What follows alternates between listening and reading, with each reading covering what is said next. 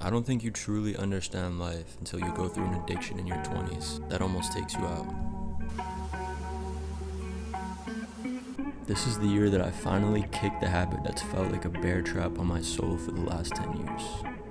A habit that got progressively worse throughout my 20s until it almost took me out last year. September 15th, 2025. That was the day that my life changed. My health failed, and I was forced to deal with all the bullshit I'd been putting aside for the first time in a long time. Let me take you back to where this all started, though. It's the only way you'll truly understand how we got here. Nobody grows up wanting to get addicted to something. If it were something that people could control, they probably wouldn't become addicts in the first place, would they? But sometimes things happen in life that we don't have the tools to deal with, and nature creates a way. Our brains and bodies find the path of least resistance to find balance, even if that means taking something to help you get there. And the thing is, you don't have to go through anything super traumatic to end up there. It could just be the subtle weight of daily life, the anxieties that come with being a person, the expectations to perform, to do the right thing, to be there for the people you care about. The subtle gnawing effect that modern life seems to have on us.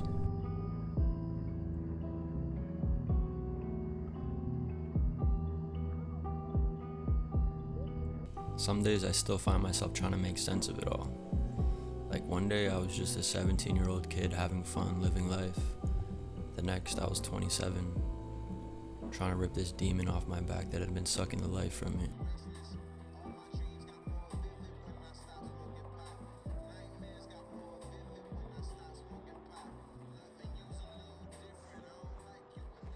The only problem with weed for me was that I loved it too much. It was a perfect match for my personality. I'm an introvert, and I'm somebody who likes thinking, exploring different ideas. Those 15, 20, 30-minute sessions alone in the car, alone with your thoughts, reviewing your day and your life. That was something that I still miss to this day. Ever since the very first time that I tried it, I knew that it ended up being a problem later on down the line. It was the perfect escape. And for a long time, not only did it not cause problems, but it probably helped me. It made everything about life better. Music sounded better, food tasted better, sleep felt better.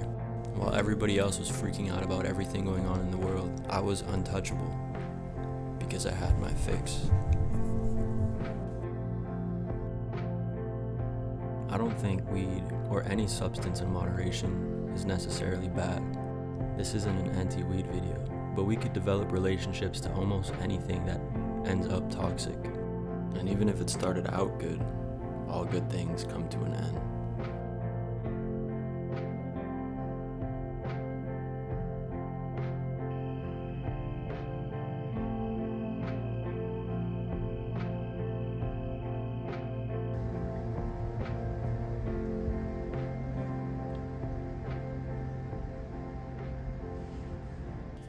My thoughts today have just been kind of harassing me.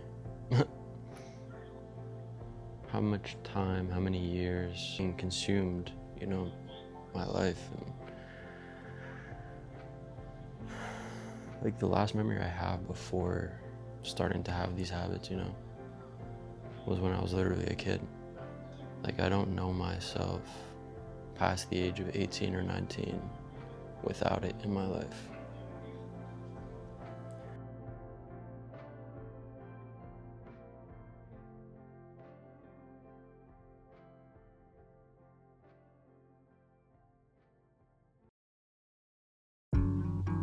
I guess in hindsight it always was a problem, but maybe one that was manageable for a long time. Things really started getting out of hand for me once I started getting past the age 25 and real life kicked in. And for the first time ever, I had real responsibilities. And after years of trying to get to a certain spot in my career, I finally had this dream job.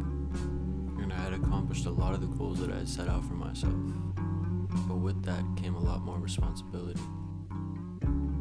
Not to mention all the personal stuff going on in my life that I'm not going to get into, but it was a perfect storm for a crisis, essentially.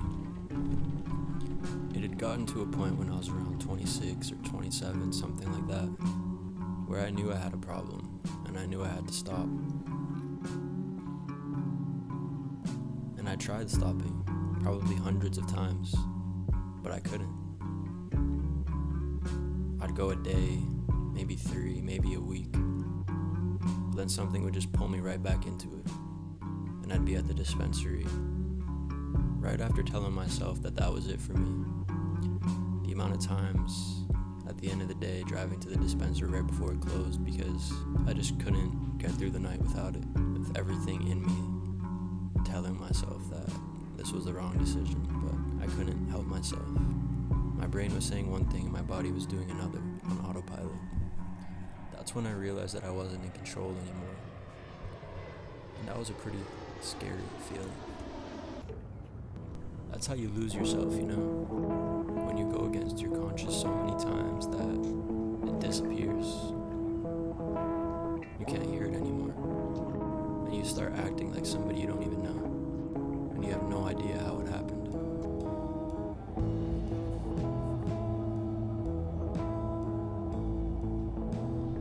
It felt like my life was just imploding. And at some point I just let go. I stopped trying to fight it. What scared me most is how good it felt. How relieving it was.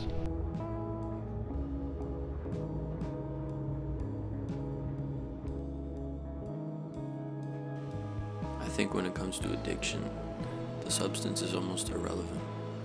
We're all just trying to get to the same place. It's like you just disassociate and enter into your own world where the outside rules don't apply. You go to that place for a little while, but the longer you stay, the worse it gets. And unfortunately for us, we tend to overstay our welcome. We all get the warning signs, but I wasn't ready to deal with the consequences. It gets to a point where you walk up to the line. Some people turn around and walk away. Some people cross it. And that went on for a year, almost 2. You could only go so long working against your body until it forces you to make the right decision. And that's kind of what happened.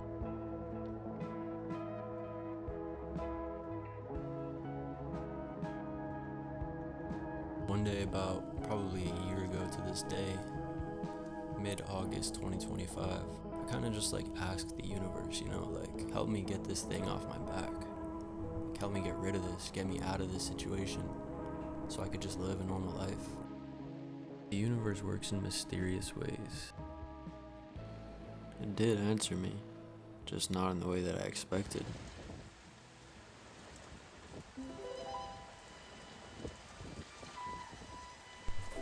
By the time September had come around, I was starting to cut back a lot. And my body had started healing. What I didn't realize is how much damage I had done to myself. The day before this all happened, I decided to have a little bit more that night.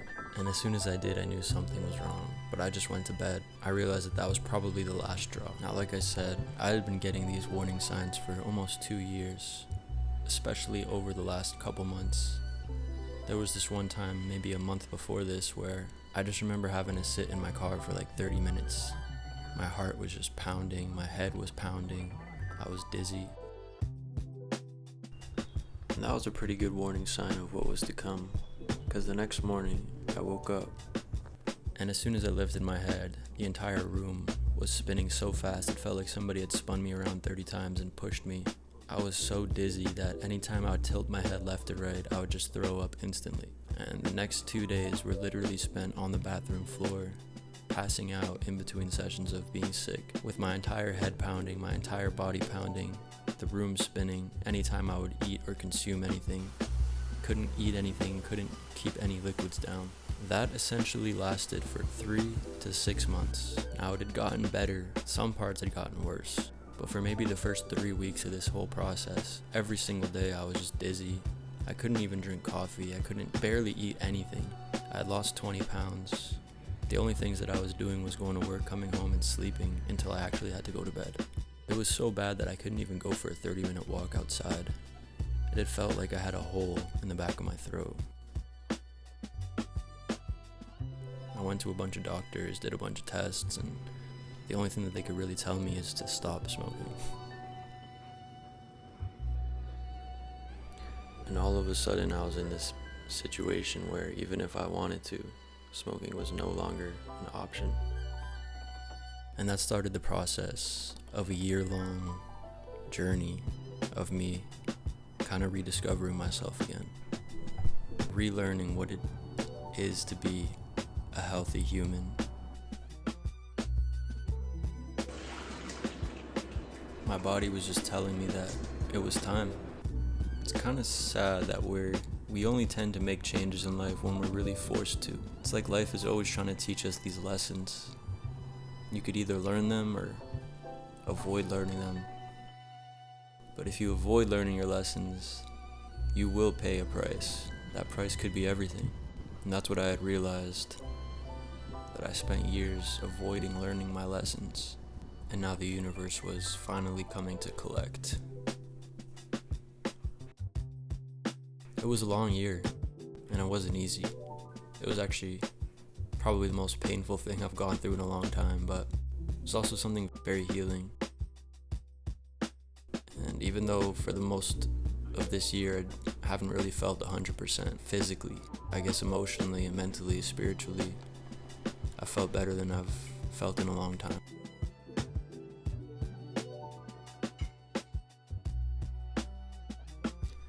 In the process of growing up, shit happens.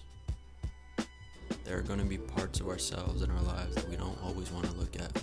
We could spend our whole lives avoiding them. But if you want to heal, you need to come to terms with those parts, to look at them for what they are, instead of pretending they don't exist. The goal is to integrate all that dark stuff, to be whole again. If you run away from it forever, it'll run your life without you even being conscious of it. You pay the price until you learn your lessons, and that's life.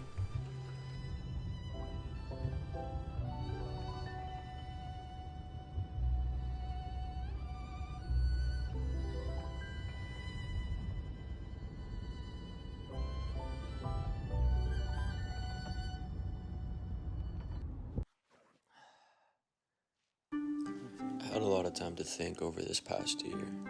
Think about life, what's important to me, what's real and what's just superficial bullshit. And so I'm grateful for the lessons and experience that this whole process has taught me. It's given me a new appreciation for things, and it made me realize what is important in life.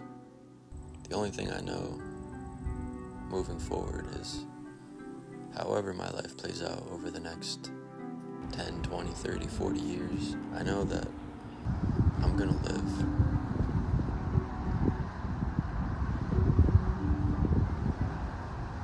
Life should be an adventure, you know? It shouldn't feel like a prison sentence. And that's what this whole channel is gonna be about. An adventure.